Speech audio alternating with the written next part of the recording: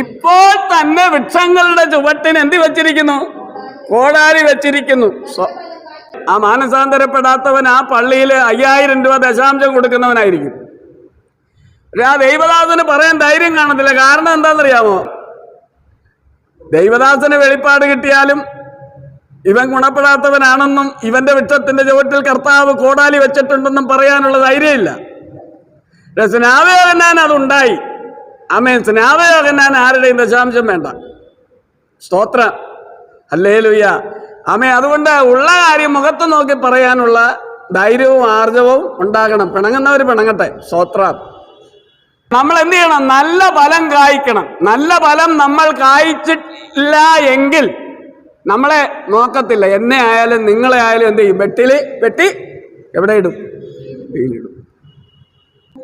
ഞാൻ നിങ്ങളെ മാനസാന്തരത്തിനായി വെള്ളത്തിൽ സ്നാനം ഏൽപ്പിക്കുന്നതേ ഉള്ളൂ. ആ സ്നാനം എന്ന് പറഞ്ഞാൽ അത് യേശുവിന്റെ സ്നാനമല്ല. സ്തോത്രം. കാരണം അങ്ങനെ ചോദിക്കുന്നുണ്ട് ഒരിടത്ത് അപ്പസ്തോലന്മാർ, നിങ്ങളുടെ സ്നാനം ഏതെന്ന്.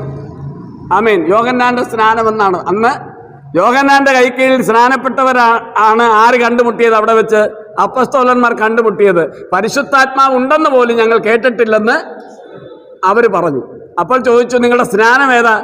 അത് യോഹന്നാന്റെ സ്നാനം. അപ്പോൾ പറഞ്ഞു, യോഹന്നാൻ മാനസാന്തര സ്നാനമാണ് കഴിച്ചത്. വിശ്വസിച്ചിട്ട് നിങ്ങൾ പിതാവിന്റെയും പുത്രന്റെയും പരിശുദ്ധാത്മാവിന്റെയും നാമത്തിൽ സ്നാനമേൽക്കണമെന്നാണ് കർത്താവായ യേശു പറഞ്ഞത്. ഞാൻ നിങ്ങളെ മാനസാന്തരത്തിനായി വെള്ളത്തിൽ സ്നാനമേൽപ്പിക്കുന്നതേ ഉള്ളൂ. എൻ്റെ പിന്നാലെ വരുന്നവനോ എന്നേക്കാൾ ബലവാനാകുന്നു. എന്താ? സ്തോത്രം. രണ്ടുപേർക്കും വ്യത്യാസമുണ്ട്. അഭിഷേകത്തിന് വ്യത്യാസമുണ്ട് അല്ലേ?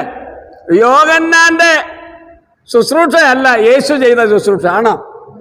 യോഹന്നാൻ അത്ഭുതങ്ങളും അടയാളങ്ങളും ചെയ്തില്ല. പക്ഷേ യോഹന്നാൻ പ്രസംഗിച്ചപ്പോൾ ജനത്തിന് എന്തുണ്ടായി? മാനസാന്തരത്തിന് പറ്റുന്ന നിലയിൽ ഹൃദയം എന്ത് ചെയ്തു? ഉടഞ്ഞുപോയി. സ്നാപക യോഹന്നാന്റെ പ്രസംഗം കേട്ടവരുടെ ഹൃദയങ്ങൾ എന്ത് ചെയ്തു? തകർക്കപ്പെട്ടു. ഹൃദയം തകർന്നപ്പോൾ അവർ കരഞ്ഞു. അവർക്ക് മാനസാന്തരമുണ്ടായി. അങ്ങനെ യഥാർത്ഥമായി മാനസാന്തരപ്പെട്ടവരെ സ്നാപക യോഹന്നാൻ യോർദാനിൽ മുക്കി സ്നാനപ്പെടുത്തി. പിന്നാലെ അവൻ രണ്ടുപേരുടെ അഭിഷേകത്തിന് വ്യത്യാസമുണ്ട്.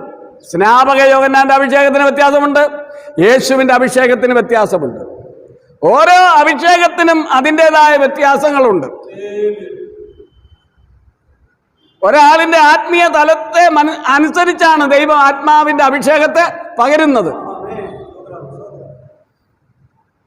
അളവുകൾ ആമേൻ വ്യത്യാസമുണ്ട് അഭിഷേകത്തിന്. Praise the Lord. കൃപാവരങ്ങളിൽ എന്തുണ്ട്? വ്യത്യാസമുണ്ട്. ഇതെല്ലാം പകരുന്നത് എല്ലാം ദൈവത്തിന്റെ പരിശുദ്ധാത്മാവാണ്. ദൈവത്തിന് നന്ദിയോടെ സ്തോത്രം ചെയ്യുന്നു.